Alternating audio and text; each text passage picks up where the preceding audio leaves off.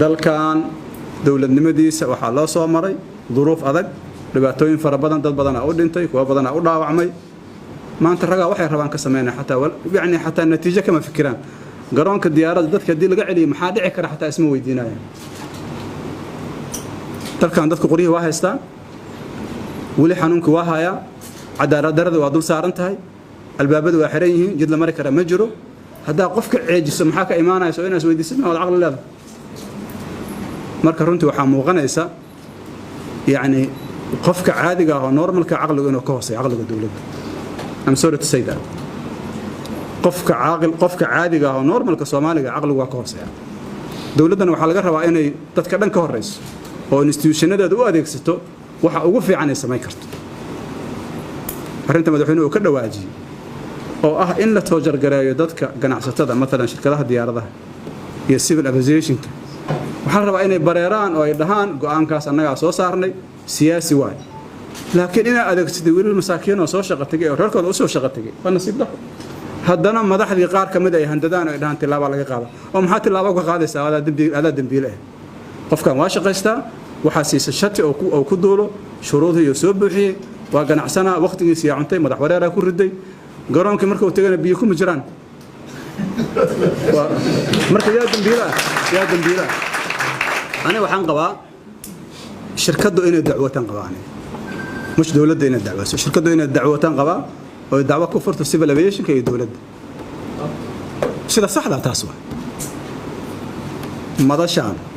وحيقول تعجنت حقوق المواطنين الصومالية هذا الكريم اللي ظلمنا مالين كست ظلم كاسي مثل ماذا حفيش الدولة ده كله عن مالين كست صومالية مغلى عبشدين سوق جارسية ماذا شان والله ثم والله ديارنا وقادنا ماش ugu sareysan gaarsiinayna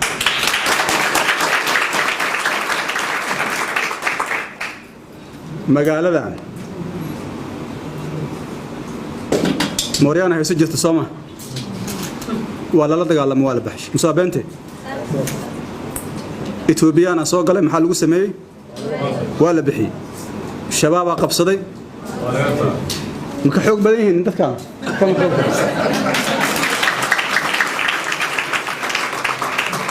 والله ثم والله والله ثم والله والله ثم والله هذا سن جوجين وبحنينا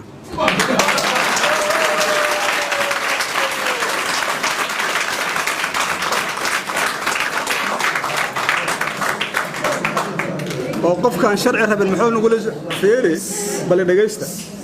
قف كان شرعي رب المحون نقول جوجا محون نقول حكومه مريانيمو ما ogon waadina maraanimo annaga sharci in la isku xukumaan rabna annaga ugu horeeyna aan wala xukumo laakiin dhulumkan joogtada oo socda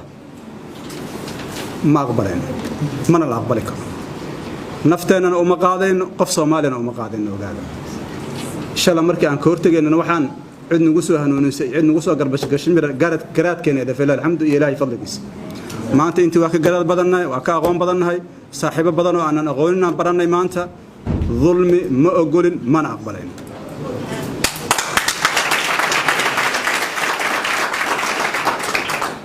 دل كان شرعي وليه هاي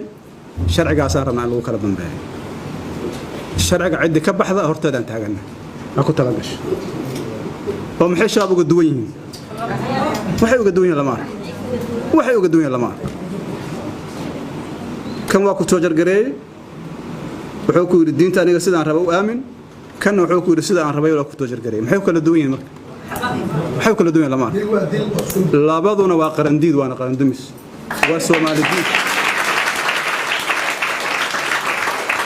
وسومالي الدين ومدن مديد مركب وحالنا كفى بكوجوك سدا ماشين كوجوك سدا سومالي دو ما أنت معلنتي لبحث جرماء دولة لماذا والذي كفهم بدنيا والذي كفهم بدنيا والذي كحوق عرسين هاي maantana dadku waa soo jeedaan marka waxaan leenahay waxa taagantiin maanta aqal daradiina gargaar bani aadanimo lama geey karo dad dhibaataysan oo Soomaaliya lama gaarsiin karo baladoona lama geey karo yaa idinka aqbalay jirto marka waxaan rabaa walaalahay inaan isku khaldamin inta ay sharciga dhowrayaan sharciga aan dhowrayna haddii sharciga diidaan annagana waa diidnaa iyaga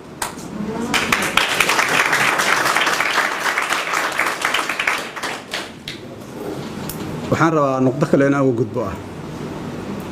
waxaa la yidhaahdaa xurriyadda iyo xuquuqda waa la soo qaataa lasma siiyo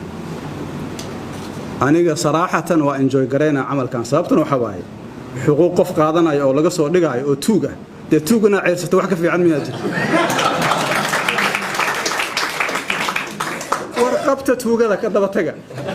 wixii adduunka ugu fiicnaa ugu qaalisnaa rabaa inay qaataan waa xurriyad xurriyadaada wax ka weyn miyaa jira maxaa uga tanaasuleysaa marka makaa xoog badan yihiin nimanku aan iska dhicinna marka intaasaa noo ballan wasalaamu calaykum